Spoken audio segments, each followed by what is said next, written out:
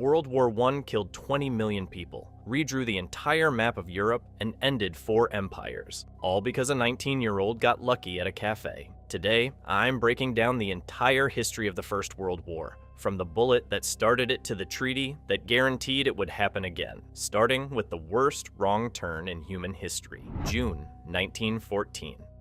On June 28, 1914, Archduke Franz Ferdinand of Austria-Hungary and his wife Sophie were visiting Sarajevo when a bomb was thrown at their car. It bounced off, exploded behind them, and the Archduke survived completely unharmed. The assassins, a group of young Serbian nationalists tied to a secret organization called the Black Hand, had failed. The whole plot was done. And then Franz Ferdinand's driver took a wrong turn. The car stalled on a side street directly in front of a cafe where 19-year-old Gavrilo Princip, one of the failed assassins, was sitting. He walked outside, pulled a pistol, and shot both Franz Ferdinand and Sophie at point-blank range. The most consequential assassination in modern history happened because of a navigation error. I don't know what to tell you. Austria-Hungary used the assassination to issue an ultimatum to Serbia so extreme it was designed to be rejected. Serbia rejected parts of it. Austria-Hungary declared war. Russia mobilized. Germany mobilized. France mobilized. Within 6 weeks, every major power in Europe was pulling triggers. But here's the thing nobody talks about. Franz Ferdinand was actually one of the few people in the Austro-Hungarian leadership pushing for reconciliation with the Slavic populations. Killing him didn't just start the war, it removed the one person who might have prevented the empire from collapsing entirely. But the declarations of war were just paperwork. The real nightmare started when Germany decided to invade Belgium, August 1914. Germany's entire strategy for winning the war boiled down to one plan. Literally, one. The Schlieffen Plan, cooked up nearly a decade earlier, was beautifully simple on paper. Throw 1.2 million troops through Belgium, sweep into France, crush them in 6 weeks, then turn around and deal with Russia before they finished mobilizing. Easy. Done by Christmas. There was just one tiny problem. Belgium existed. 200,000 Belgian defenders weren't supposed to put up a real fight. They did. And the moment German boots crossed that border on August 4th, Britain declared war. Not because of grand alliances or imperial ambition, but because Belgium's neutrality was guaranteed by treaty, and Germany had just shredded it like a grocery receipt. So now, instead of fighting France and Russia, Germany was fighting France, Russia, and the largest empire on the planet, which is, you know, not ideal. But here's where it gets worse. The Schlieffen Plan wasn't just a strategy, it was the only strategy. German high command had zero backup, no plan B, no what if this doesn't work in 6 weeks contingency sitting in a drawer somewhere. So when the opening weeks didn't produce the quick knockout they needed, they just kept going. Same positions, same approach, same war. For 4 years. Some historians argue the plan could have worked with better execution or a few lucky breaks. Others say Germany was cooked from the moment the first shots were fired, that by September 1914, the math already didn't add up, and everything after that was just delayed inevitability. Speaking of September, that's exactly when the whole thing fell apart in spectacular fashion. September 1914. So the Schlieffen Plan was supposed to knock France out in 6 weeks. France did not get knocked out in 6 weeks. Instead, what happened was 2 million soldiers collided between September 5th and 12th in the First Battle of the Marne, and it became one of the most important battles in modern history. Here's the setup. German forces are pushing hard toward Paris. The French capital is genuinely about to fall. General Joffre looks at what he's got, realizes it's not enough, and does something absolutely unhinged. He commandeers roughly 600 Parisian taxicabs and uses them to rush 6,000 reinforcements to the front lines. Taxis, like actual metered cabs. Some drivers allegedly kept their meters running during the trip, which is the most French thing that has ever happened during a world war. But here's the thing, it worked. Joffre's forces, combined with the British Expeditionary Force under Sir John French, yes, a British general named French fighting in France, I don't know what to tell you, managed to halt the German advance and force a retreat. Now, historians still argue over whether this was a decisive French victory, or whether both sides basically tripped over each other, and Germany just happened to stumble backward first. Either way, the result was the same. The Schlieffen Plan was dead. The war would not be won in 1914, and then something worse happened. Both sides stopped moving. They started digging. Trenches stretched across the entire Western Front, and mobile warfare simply ceased to exist for the next 3.5 years. One battle turned an entire continent into a construction site for mass graves. But if trenches sound bad, wait until you hear what happened when the Allies decided to open a brand new front at Gallipoli, April 1915. The Gallipoli campaign is one of those military disasters where every single thing that could go wrong did go wrong, and somehow nobody saw it coming. The plan sounded reasonable on paper. Land Allied forces on the Gallipoli Peninsula, fight through to Constantinople, knock Ottoman Turkey out of the war, and open a supply route to Russia. Simple enough. Here's the thing. When Australian, New Zealand, British, and French troops hit the beaches on April 25, 1915, they faced virtually zero resistance. The beaches were right there. The heights were undefended. The window was wide open, and nobody walked through it. By the time Allied commanders realized they needed to push inland immediately, Ottoman forces under Mustafa Kemal had already scrambled reinforcements to the high ground overlooking every single landing zone. The window didn't just close. It slammed shut, locked itself, and threw away the key. Over 500,000 soldiers from both sides would spend the next 9 months fighting over a strip of coastline that led absolutely nowhere. 187,000 Allied casualties, 251,000 Ottoman casualties, 0 objectives achieved. The whole thing was a reconnaissance failure of staggering proportions. Nobody adequately mapped the terrain, nobody anticipated how fast the Ottomans could reinforce, and nobody had a backup plan for when the element of surprise evaporated in the first 48 hours, which is, not ideal. Historians still argue about whether Gallipoli could have worked with better planning or whether it was a doomed distraction from the Western Front from day one. But here's what's genuinely strange. A campaign that accomplished literally nothing became the foundational moment for Australian and New Zealand national identity. Anzac Day is still commemorated every April 25th. A total military failure became a nation's origin story. But if you think Gallipoli was a costly miscalculation, wait until a single torpedo changes the entire trajectory of the war. May 1915 and April 1917. On May 7, 1915, a German U-boat put a single torpedo into the RMS Lusitania. The ship sank in 18 minutes. 1,198 people died, including 128 Americans. The entire world lost its mind, but here's the thing. The Lusitania was carrying approximately 4.2 million rounds of ammunition and other war materials in its cargo hold. Right there, next to the passengers. Germany had literally taken out newspaper ads warning people not to sail into British waters. They basically said, hey, don't get on that boat, and then everyone got on that boat. So was it a war crime? A legitimate military target? Both? Nobody can agree, and honestly, I don't know what to tell you. A civilian ocean liner packed with families is horrifying. A civilian ocean liner packed with families and enough ammunition to supply a small army is, complicated. Now here's where it gets weird. America was furious. Newspapers ran headlines that made it sound like war was happening tomorrow morning. But the US didn't actually enter the war. Not for another 2 years. 2 entire years of strongly worded letters and diplomatic finger-wagging. What finally did, it was Germany resuming unrestricted submarine warfare in February 1917, basically announcing we're sinking everything now. Good luck, combined with the intercepted Zimmermann telegram, where Germany offered Mexico an alliance against the United States. Cool, that's also a thing that happened. America declared war on April 6th, 1917, and those German U-boats, they sank 5,000 ships total during the war, killing around 15,000 people. The ocean had essentially become a war zone with zero rules, which was a new and exciting development for everyone involved. But if submarine warfare sounds brutal, wait until you hear what was happening on land in 1916, because the numbers are going to make you physically ill. February and July, 1916.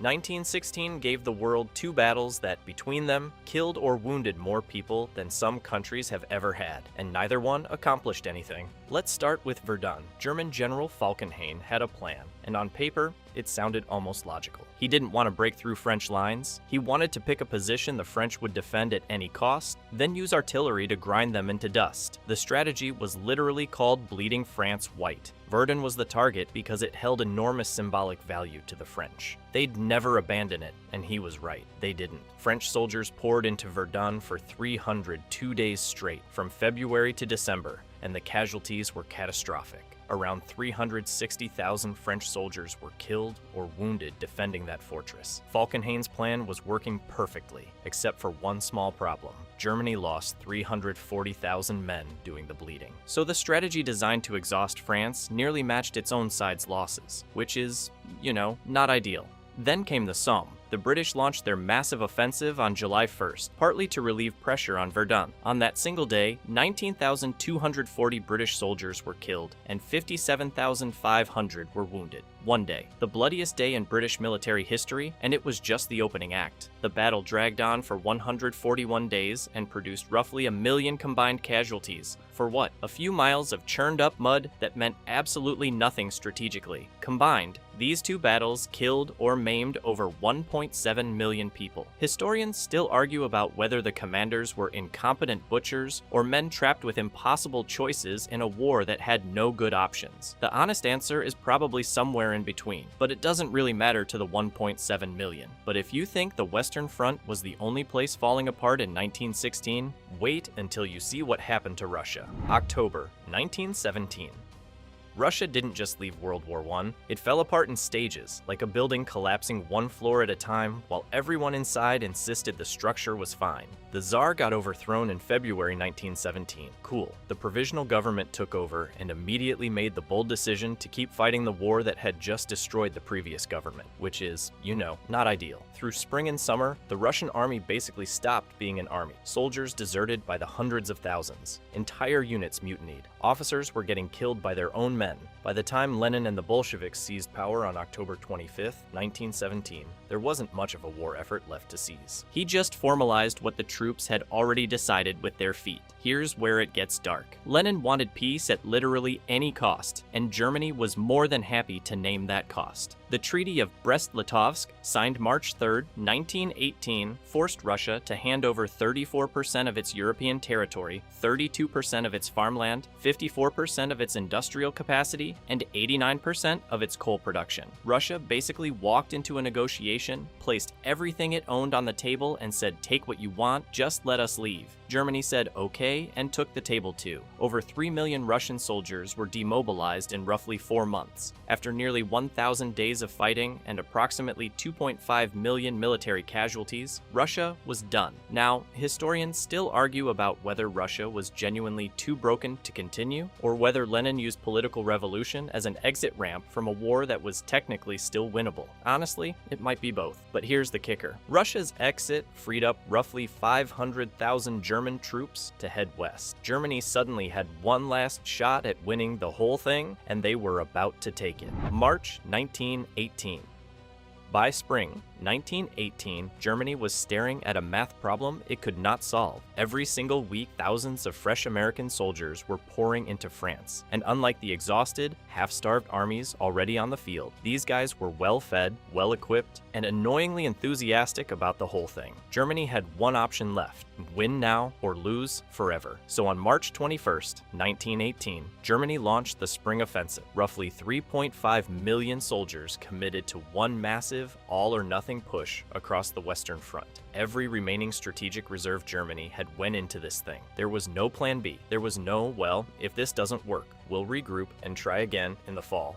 This was the fall, this was everything, and here's the thing. It actually worked. At first, German forces smashed through Allied lines and gained approximately 1,200 square miles of territory across multiple sequential attacks stretching from March into early July. That's more ground than either side had taken in years of fighting. For a brief, genuinely terrifying moment, it looked like Germany might actually pull it off. But gaining ground and winning a war are two very different things. Germany was burning through soldiers it couldn't replace while attacking an enemy that was getting stronger every day. By the time the offensive stalled, German casualties had reached around 700,000. Allied losses set at roughly 500,000 to 600,000, which is horrible, but here's the difference. The Allies could absorb those numbers. Germany could not. Historians still argue about whether the Spring Offensive ever had a real chance of ending the war. Some say victory was genuinely within reach if Germany had broken through at the right point. Others say American industrial and manpower superiority had already made German victory mathematically impossible, and the offensive was just a very expensive way of confirming that. Either way, Germany had thrown its last punch. It landed hard, and it wasn't enough. But if the Spring Offensive was Germany's final swing, what came next was the knockout. August 1918. August 8th, 1918. That's the date the Allies finally figured it out. After 3.5 years of throwing men into machine guns and calling it strategy, they learned how to actually fight a modern war. And the result was the single most devastating stretch of combat Germany had ever experienced. The 100 Days Offensive opened with the Battle of Amiens, and it hit the German lines like nothing they'd seen before. British, Canadian, Australian, and French forces launched a coordinated assault with over 100,000 troops smashing into the German front. But here's the thing. This wasn't another Somme. This wasn't walk slowly toward the barbed wire and hope for the best. This was tanks working with infantry, working with artillery, all moving together in real time, adapting on the fly. Combined arms tactics. Turns out it only took about 1 million casualties to learn that lesson. The breakthrough at Amiens was so catastrophic that German commander Ludendorff allegedly called it the Black Day of the German army. Entire units surrendered. Soldiers deserted. The morale that had somehow survived Verdun and the Somme and the failed Spring Offensive just evaporated. German casualties over the next 100 days reached somewhere between 500,000 and 600,000 troops, and a significant chunk of those were men who simply stopped fighting. By early November, German leadership knew it was over. The army couldn't hold, the home front was collapsing, the Kaiser was about to lose his throne. It was done. Now, here's where it gets complicated. After the war, German nationalists pushed what became known as the stab in the back myth, the idea that the German army was never actually defeated in the field, that politicians and civilians back home betrayed the soldiers. It's a clean, emotionally satisfying story. It's also, according to most historians, complete nonsense. The army was broken. The 100 Days proved it. But that myth, it didn't die with the war. It festered.